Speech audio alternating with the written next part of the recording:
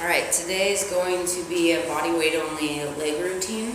I'm going to have you start out with lunges. I'm just going to walk you through the exercises. The instructions are in the email that I sent you. So we're going to start out with lunges. As usual, you can choose if you would like to do reverse lunges or if you are more comfortable with forward lunges. Either way, just make sure that your knee does not come out over your toe.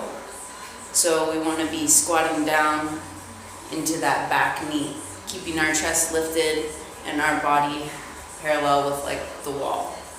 Okay?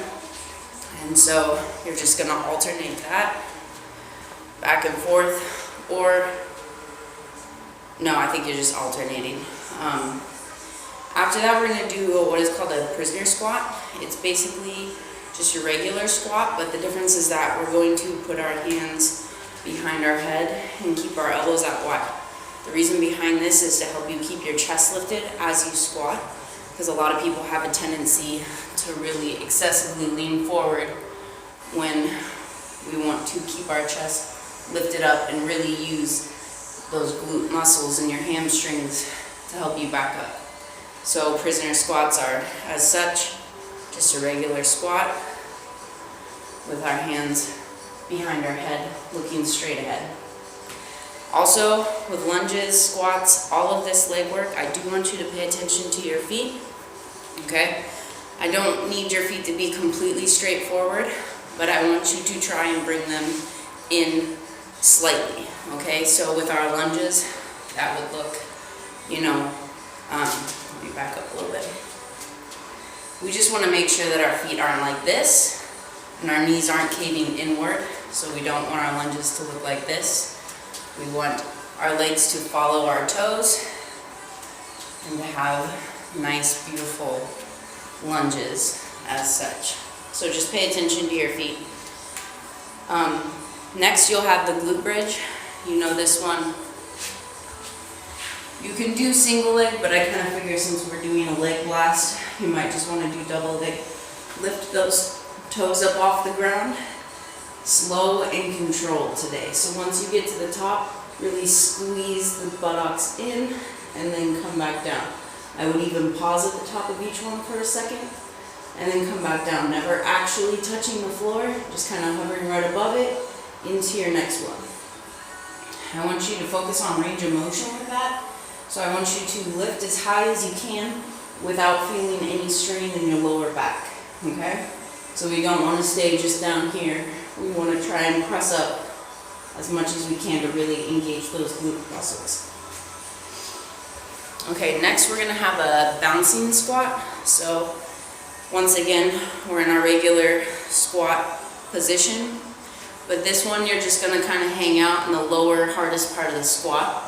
So you're going to squat down, and then it's just kind of this bouncy motion down here. You don't want to bounce too low. You also don't want to bounce too high. You want to be right in that sweet spot where it's really starting to burn in your quads. Alright, after that you have just a regular wall sit with this. It's just a static position. You're just going to hold it. So you really want to focus on A, catching your breath. This is a rest moment. And B, just paying attention to your body throughout this movement. So a lot of people have a tendency to just kind of come into this squat and forget about what they're doing. But what we're doing is we're paying attention to our legs, and we're paying attention to our core. We're also paying attention to our shoulders and where our feet are. So we don't want to be, just kind of slouched and hanging out. You want to keep that integrity, knees pointing in the same direction as your toes. Bring those shoulders up, bring that stomach in. Keep everything tense and tight for 30 seconds. You can do whatever you want to do with your arms, I don't really care, as long as your shoulders are up.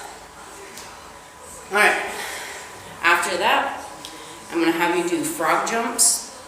So frog jump, you're going to start in a squatting position. You're going to hop forward and squat again, hop backwards and squat again. So it's like a jump squat, but we're moving forwards and backwards. You can't see that here. I'm limiting my range of motion here so that I can fit in the screen, but the goal is to explosively jump forward and explosively jump backwards. So you want to try and get as much distance as you can between those. Forward, back, okay? You don't have to squat that low down, just wherever feels comfortable with good form. So chest up. All right, then you're gonna do those sumo squats. So once again, our legs are gonna be wider than hip width apart. And you want your feet to turn out at a 45-degree angle or whatever feels comfortable. Some people can do more, but I'm not a ballerina, so. And with this, we're keeping our chest up, our shoulders back. We're gonna sit down into a squat and come back up. Sometimes it helps to even hold your fingers here. It reminds you to not round forward on that squat, but instead to keep that integrity.